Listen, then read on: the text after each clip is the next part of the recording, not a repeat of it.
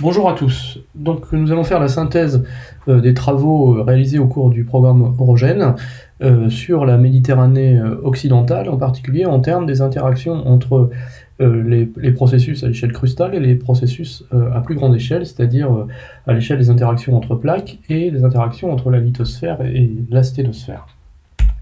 Donc nous focalisons sur la Méditerranée occidentale, mais les résultats de ce travail ont des implications à l'échelle de l'ensemble de la Méditerranée et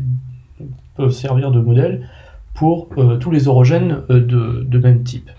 Tout d'abord, regardons un petit peu les nouveaux résultats acquis sur le terrain dans les orogènes et les régions arrière-arc de la Méditerranée occidentale au cours de ce projet. Commençons par le golfe du Lion, qui est évidemment central dans cette affaire. Et tout d'abord, la transition entre le raccourcissement pyrénéen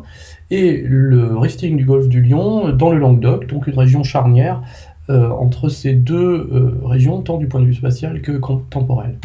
Donc c'est le travail du groupe, un groupe autour de Michel Serran, qui a travaillé donc sur la marge du golfe du Lion, donc dans le Languedoc, entre Pyrénées et Provence. Sur cette carte, on voit bien en orange les dépôts synorogéniques pyrénéens et en rose les dépôts contemporains de l'ouverture du rift liguro-provençal. Si on zoome sur la région centrale, ici, on voit que s'intercale une formation en violet, ici, qui date du Priabonien, qui est exactement cette période charnière. Si on focalise un peu notre attention sur un des exemples travaillés dans cet article, qui est le bassin de Guzargues, eh bien on voit ces formations jaunes et violettes sur la carte, qui correspondent à cet épisode priabonien, dans laquelle on voit apparaître on fait des observations montrant que la sédimentation est syntectonique, avec des discordances progressives, des éventails, etc.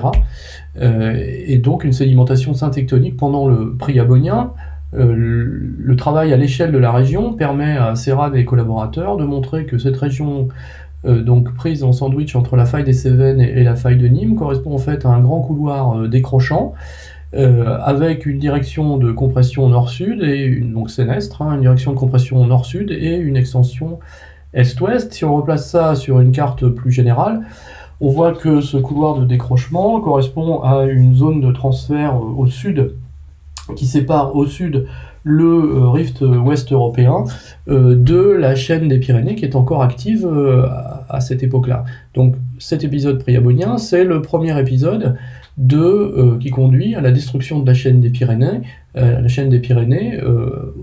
à l'endroit où se trouve à l'heure actuelle le golfe du Lion. Donc se pose la question maintenant, après ce travail, du rôle de cette période transitionnelle dans la formation du rift, non seulement le rift ouest européen, mais du rift liguro-provençal également, et des causes de la formation du rift ouest européen, parce qu'on comprend bien la formation des Pyrénées, on comprend bien la formation du bassin arrière-arc, mais que s'est-il passé exactement au Priabonien pendant la formation du rift ouest européen? C'est une question qui reste ouverte.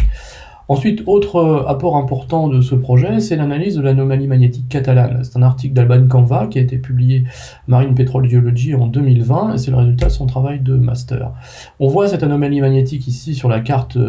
réduite au pôle. Elle est très importante, cette anomalie, très intense, donc dans la partie sud-ouest du golfe du Lion. Donc elle est très visible sur une carte des anomalies magnétiques. Elle est totalement invisible par contre sur une carte de l'anomalie de Bouguer, donc pas d'expression gravimétrique pour cette anomalie magnétique intense. Et la meilleure explication qui est trouvée à Alban Canva, c'est de mettre en profondeur des gabbros sous-plaqués à la base de la croûte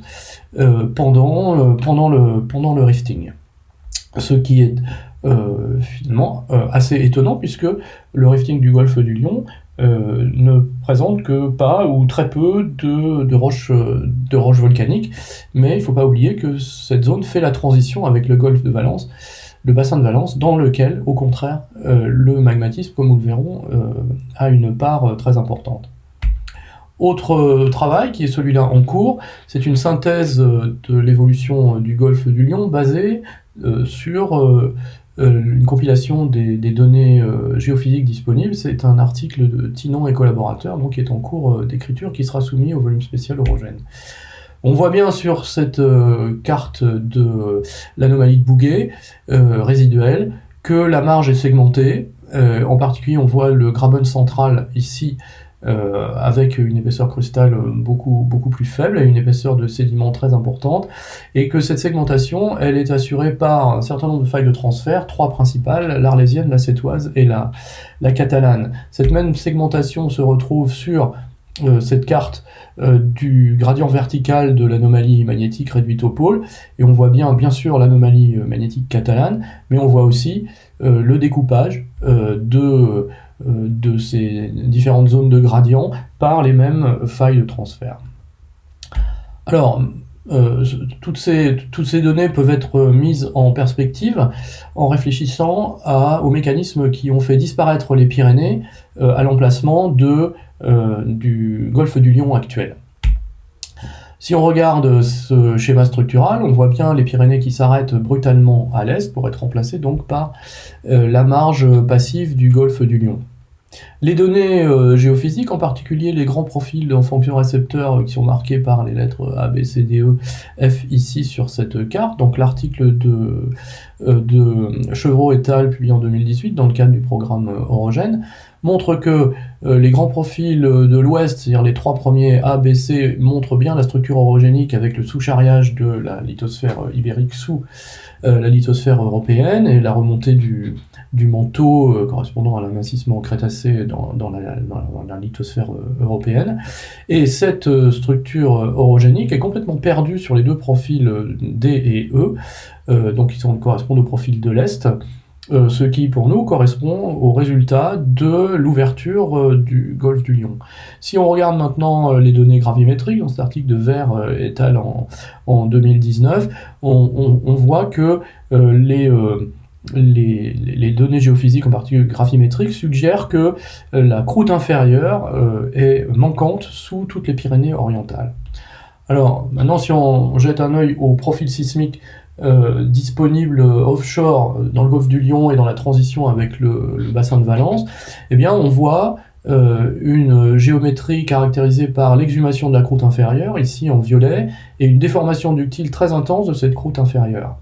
Par ailleurs, on voit le développement, pendant le rifting, d'une province volcanique qui est très largement répartie, montrée ici en bleu clair. Il ne faut pas oublier également que le rifting du golfe du Lion est associé, et le début d'un retrait très important du panneau plongeant. On verra les reconstructions tout à l'heure, mais le retrait total est de l'ordre de 800 km ici, et que ce retrait est en accord avec les données d'anisotropie sismique montrées ici par les barres grises, qui montrent une fabrique du manteau parallèle à cette direction de retrait, donc une influence très forte du flux asténosphérique qui est la conséquence de ce retrait sur la structure lithosphérique. Eh bien, ce que nous proposons, c'est que sur cette coupe est-ouest, c'est ce flux asténosphérique lié au retrait du slab qui a extrait le manteau supérieur et la croûte inférieure dessous la chaîne des Pyrénées, provoquant à la fois son soulèvement puis son affaissement et amincissement pour donner la marge du golfe du Lion. Si maintenant nous allons voir sur l'autre orogène important de la Méditerranée occidentale, qui est les cordillères bétiques, bien là, le travail de thèse d'Héloïse Bessières conduit à 3 articles qui sont en cours de publication sur l'exhumation des péridotites de Ronda, sur le métamorphisme de haute pression basse température et sur une synthèse géodynamique de l'ensemble de la région. Donc la chaîne des cordillères bétiques appartient à l'arc bético-rifin, ici sur une coupe nord-sud, et donc correspond à un domaine très très aminci entre la mer d'Alboran correspond à un domaine très très aminci entre les cordillères bétiques au nord et le Rif au sud. Sur cette carte générale de la mer d'Alboran, on voit le long de cette coupe ici se développer les 3 complexes métamorphiques principaux des zones internes des cordillères bétiques, que sont les Nevado-filabrites, marqués par la Sierra Nevada et les Sierra de los Filabres, sous le détachement des filabres. Les alpo-arides, entre le détachement des filabres et ce qui est appelé MAC ici, qui est le détachement de base des malaguides, et puis au-dessus, donc les malaguides. Sur cette carte ici, on voit les différentes unités en couleur des alpo-arides, et puis sous le détachement des filabres, en gris sur la carte, les unités des Nevado-filabrides. On voit que la cinématique d'exhumation avec les flèches rouges est vers l'ouest, dans les Nevado-filabrides, et qu'elle est nord-sud en bleu, les flèches bleues, dans les alpo-arides. Eh bien, les flèches rouges correspondent à la cinématique antérieure à 20 millions d'années, postérieure à 20 millions d'années, pardon, et les flèches bleues, la cinématique antérieure à 20 millions d'années. Donc il y a à 20 millions d'années un changement majeur de la dynamique crustale et lithosphérique dans cette région. Si maintenant je vous montre une carte et une coupe où on voit les pressions maximales enregistrées par les roches métamorphiques, on voit les sauts de pression majeurs au travers des grands détachements, et en particulier au travers du détachement des filabres, marqué en rouge sur cette carte, puisqu'en dessous on a des pressions très élevées, supérieures à 18 kbar, et moindres au-dessus. Les températures également, on voit des contrastes de température importants entre les différentes unités au travers de ces différents détachements. Donc ceci signe une structure thermique et une cinématique complexe en 3 dimensions que l'on essaye de comprendre. Si on synthétise les données radiométriques, radiochronologiques disponibles, et on se rend compte que dans les alpo-arides en particulier, on a un clustering des âges très important, autour de 20 millions d'années, qui correspond justement à cette période de changement cinématique majeur. Ce clustering des âges a souvent conduit les auteurs à faire la majeure partie de l'évolution de la région en quelques millions d'années, autour de 20 millions d'années, ce qui semble pas très raisonnable. Pourtant, il existe des âges plus anciens, des âges éocènes, qui pourraient caractériser l'événement de haute pression basse température dans les roches continentales des Nevado-filabrides et des alpo-arides. Et puis une autre question qui est très importante, c'est l'âge et le mécanisme d'emplacement de la péridotite de Ronda, qui est une des caractéristiques aussi de cette région. Et bien pour ce dernier point, Héloïse Bessières montre dans sa thèse qu'il faut privilégier un modèle en hyperextension d'exhumation de cette péridotite, vraisemblablement pour une bonne part au cours du Mésozoïque, c'est-à-dire bien avant la formation de la chaîne débétique. Pour ce qui est de l'âge de la haute pression basse température et de ce regroupement des âges autour de 20 millions d'années, eh bien, Héloïse a daté les micas dans les paragénèses où la ferromagnésiocarfolite était la mieux préservée, et le résultat est très clair, puisque dans ces paragénèses les mieux préservées, on obtient des spectres tout à fait propre aux alentours de 38 millions d'années. C'est la première fois que ces spectres sont obtenus, alors que dans les paragénèses les moins bien préservées, on a des spectres classiques, comme dans toute la région, aux alentours de 20 millions d'années, et toute une série de spectres qui sont intermédiaires, avec la partie droite du spectre aux alentours de 38 millions d'années, et la partie gauche aux alentours de 20 millions d'années. Donc on en arrive à la conclusion que le pic de pression est à 38 millions d'années ou avant 38 millions d'années, et que 20 millions d'années correspond à un âge d'exhumation en masse de toute la région. Une synthèse des données radiochronologiques disponibles sur l'ensemble de la région a été faite, elle est montrée ici, avec en haut l'âge disons les données qui sont interprétées de manière générale comme l'âge de la haute température à 20 millions d'années. Vous voyez en effet ce regroupement des âges entre 24 et 18, avec un pic aux alentours de 20-22, alors que sur la carte du bas, on montre les âges avec toutes les différentes méthodes qui correspondraient à l'événement de haute pression basse température. Et on voit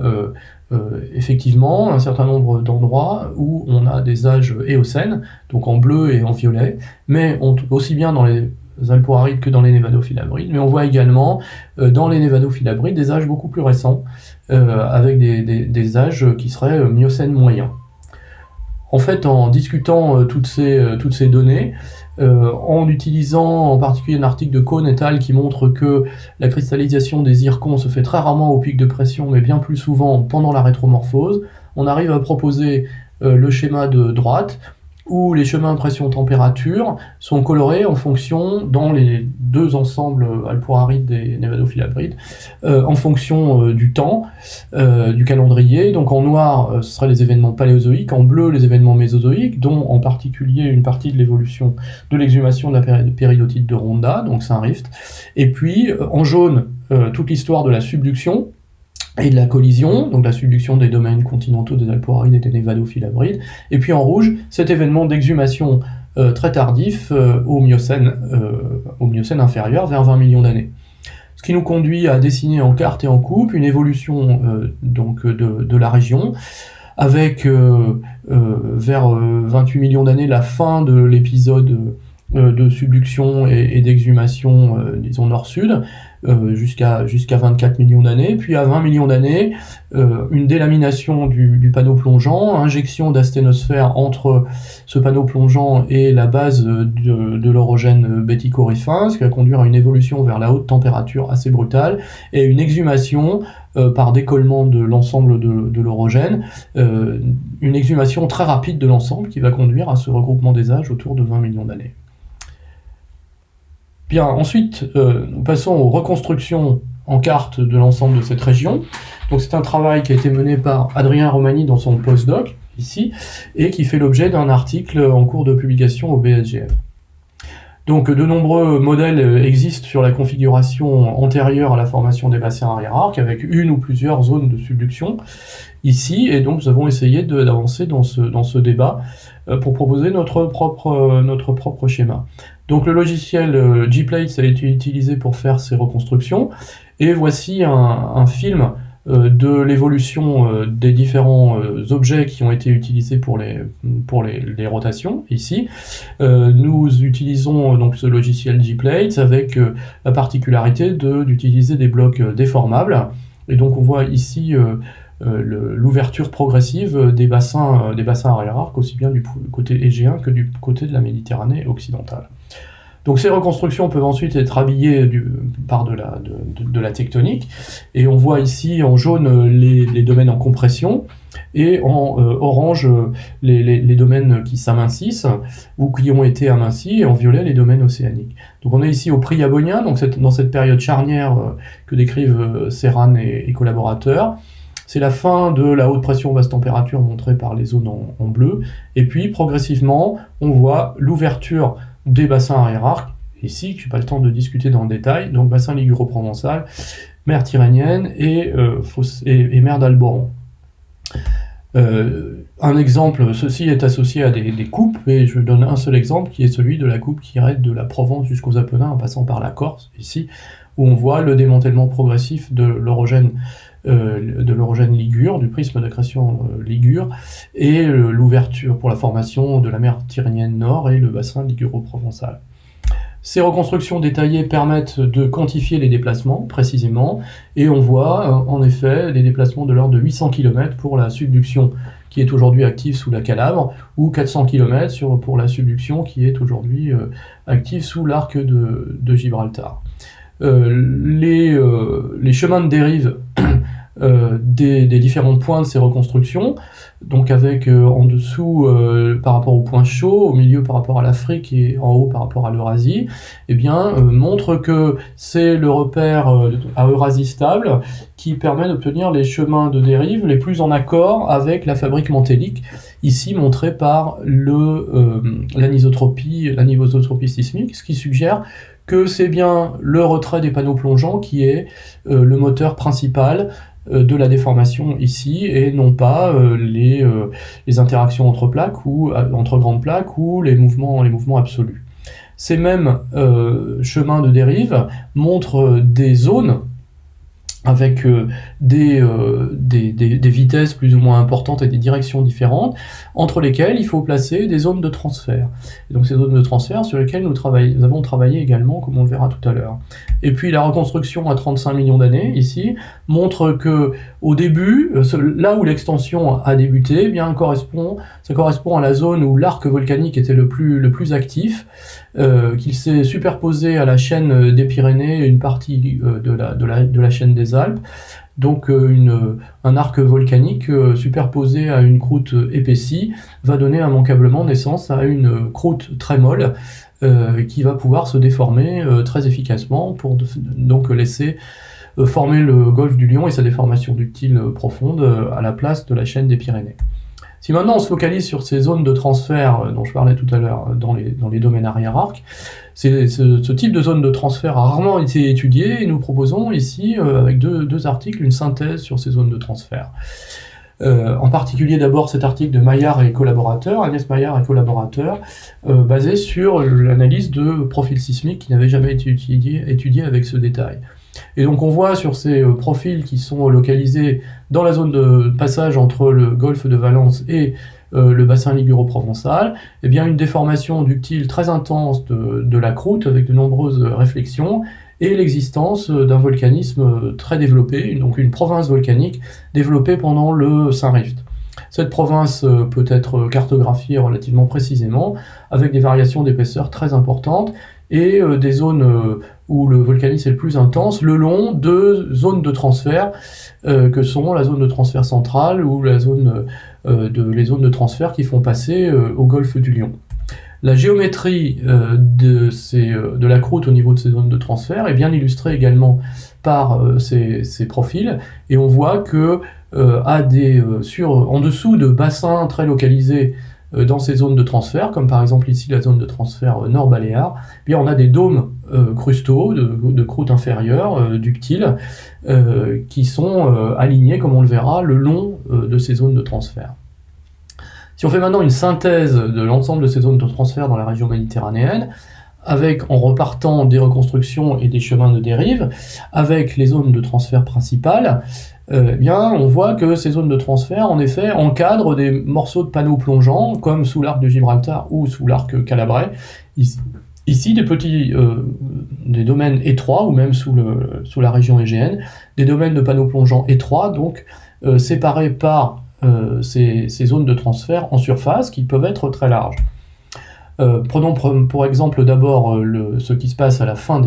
l'extrémité est des Pyrénées. Donc nous avons vu que dans cette région, on voit ces structures avec ces bassins étroits et ces dômes allongés parallèlement à la direction de l'extension, et peu de vraies zones décrochantes, ici, donc des dômes parallèles à la direction de l'extension, donc des dômes de type A. Même chose dans la mer Tyrrhénienne, on n'a pas de vraies zones décrochantes, mais plutôt des zones où on a des blocs qui tournent les uns par rapport aux autres, le long de failles partiellement décrochantes, mais beaucoup de failles normales, au nord et au sud, et du magmatisme associé. Dans les cordillères Bétiques et le Rif, c'est la même chose. On a au nord cette zone où prédominent les détachements à faible pendage, ici, et quelques failles décrochantes, alors qu'au sud, on a plutôt des zones décrochantes, disons, obliques et courtes, et quelques failles inverses. Du côté de la mer Égée, eh bien c'est pareil, deux grandes zones de transfert assez larges, et si je prends la zone de transfert orientale, eh bien ce qui se dessine, c'est essentiellement des zones de cisaillement et des failles normales à faible pendage, avec une direction constante d'extension, et pas de failles de décrochement bien exprimées. Donc ça semble être une caractéristique qui signe l'existence d'une rhéologie faible sous ces zones de transfert. Par ailleurs, des dômes de type B, des dômes de type A, en particulier les zones de type A dans la zone de transfert elle-même, alors que les zones de type B prédominent dans la zone purement extensive. Ici, une synthèse qui n'avait jamais été proposée des structures associées à ces zones de transfert, avec donc la prédominance de zones de décollement à faible pendage, beaucoup de magmatisme, des intrusions associées, comme le montre clairement l'Égée ou la mer Tyrrhénienne, et puis donc des dômes de type A et les bassins qui sont associés. Les modèles numériques montrent la réalité, disons la faisabilité de cette proposition, le modèle numérique 3D, où on voit ici sur un exemple où on va se rapporter à la mer Égée, la formation des types A, des dômes de type A et des dômes de type B, les dômes de type A étant prédominants dans la zone qui globalement est décrochante, mais où ne se développe pas de vraies failles décrochantes à cause de cette rhéologie faible au-dessus de ces zones de transfert. Si maintenant on fait la synthèse de toutes ces données, qu'on regarde les interactions champ proche, champ lointain, eh bien ça sera le futur article chapeau synthétisant les observations sur l'ensemble de cette région et discutant de ces interactions champ proche, champ lointain. Donc on essaye de comparer les effets relatifs par exemple des mouvements relatifs entre Afrique et Eurasie, donc les grandes plaques, et de la dynamique interne de la mer Méditerranée, contrôlée essentiellement par le retrait arrière-arc après 35 millions d'années. La configuration actuelle de la Méditerranée résulte en effet essentiellement de cette période entre 35 ou 32 millions d'années et 8 millions d'années, en particulier en Méditerranée occidentale, caractérisée par un moteur qui est essentiellement à trouver dans le retrait des panneaux plongeants. Donc si je reprends les reconstructions d'Adrien Romani et que je replace par-dessus les directions de compression, de raccourcissement et d'extension, à 35 millions d'années, on est partout en compression avec le bémol de ce domaine en extension au nord ici, qui est le rift ouest européen, avec cette composante décrochante mise en évidence dans l'article de Serrin et al. À partir de, disons, 30 millions d'années ou 32 millions d'années, c'est l'ouverture arrière-arc qui commence, avec en vert les directions d'extension, ici, et cette situation va perdurer jusqu'à environ 8 millions d'années. Donc 9 millions d'années, c'est à peu près la fin. Alors ça va continuer du côté tyrrhénien, mais ça va s'arrêter du côté alboran, où la compression nord-sud va prendre le pas pour arriver à la situation actuelle, où on a encore de l'extension dans les Apennins et encore un peu dans le sud-est de la Tyrrhénienne, mais c'est discutable, mais où la majeure partie de la région est en compression. Donc à partir de 30 millions d'années, on revient à une situation antérieure où on a de la compression nord-sud à peu près partout. Il ne faut pas oublier que ceci se situe dans un cadre beaucoup plus vaste entre Afrique et Eurasie, où les périodes d'extension et de compression vont se succéder, où on a ici, au Jurassique, la séparation de l'Apulie de l'Arabie, et puis de l'extension en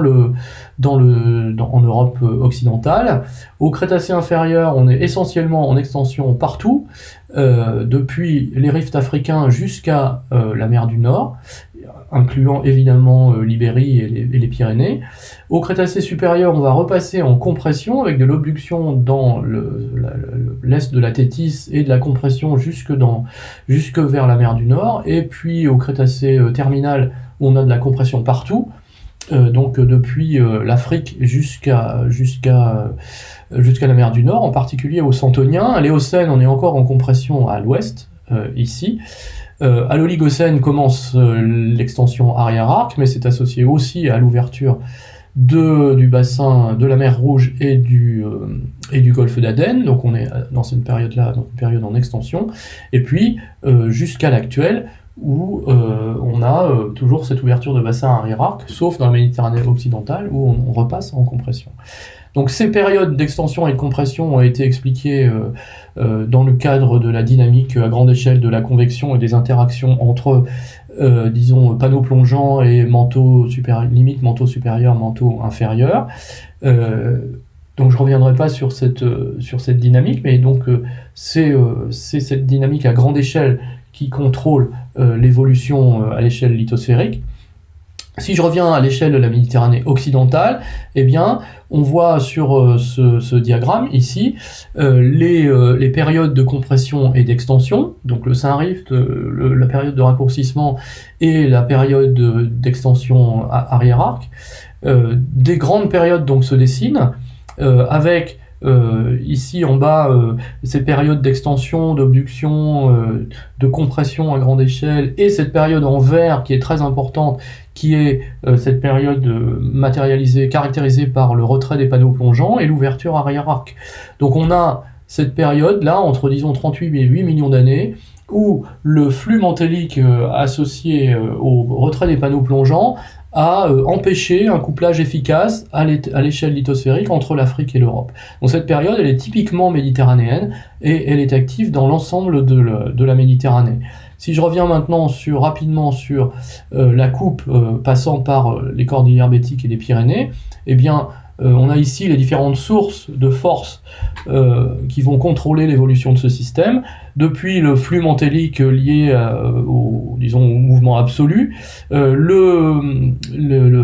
ce qui correspond au slab pool, le flux asténosphérique local lié au retrait des panneaux plongeants, la convergence entre l'Afrique et l'Eurasie, c'est les flèches noires, et puis localement les forces de volume qui peuvent être associées à l'épaississement crustal dans les Bétiques ou dans les Pyrénées. À 110 millions d'années, on est dans une période où c'est la convection grande échelle qui conduit à l'extension qu'on a vue tout à l'heure sur les cartes, ici, donc depuis le rift de la mer du Nord, le rift pyrénéen et la région qui va devenir les Bétiques. Raccourcissement généralisé à 45 millions d'années, par exemple, le long de ce transect. Là, c'est toujours la convection grande échelle et la collision entre les plaques qui contrôlent le système. Là, on est vers 20-15 millions d'années, et bien là, c'est au contraire le retrait des panneaux plongeants qui devient le mécanisme moteur principal, et qui est plus efficace que les mouvements relatifs des plaques et la grande convection. Et puis à 8 millions d'années, on revient, vraisemblablement parce que le panneau plongeant s'est détaché, on revient à une situation où c'est la grande convection et les convergences entre plaques qui prennent le pas sur la dynamique locale. Sur ce schéma 3D de l'évolution des choses entre Alpes et Apennins, on voit que le retrait du panneau plongeant Apennin peut avoir un effet important sur la dynamique de la chaîne alpine, par un flux de retour du manteau asténosphérique en dessous. Je vous rappelle l'évolution des Pyrénées, l'est des Pyrénées pendant l'ouverture du golfe du Lion, liée au retrait du panneau plongeant également, et l'effet du retrait des panneaux plongeants de manière générale sur la Méditerranée occidentale. Donc la conclusion, c'est qu'on ne peut pas comprendre l'évolution post-35 millions d'années des Alpes et des Pyrénées si on n'incorpore pas dans le système les effets de premier ordre des retraits du panneau plongeant et de l'extension arrière-arc. Et je vous remercie.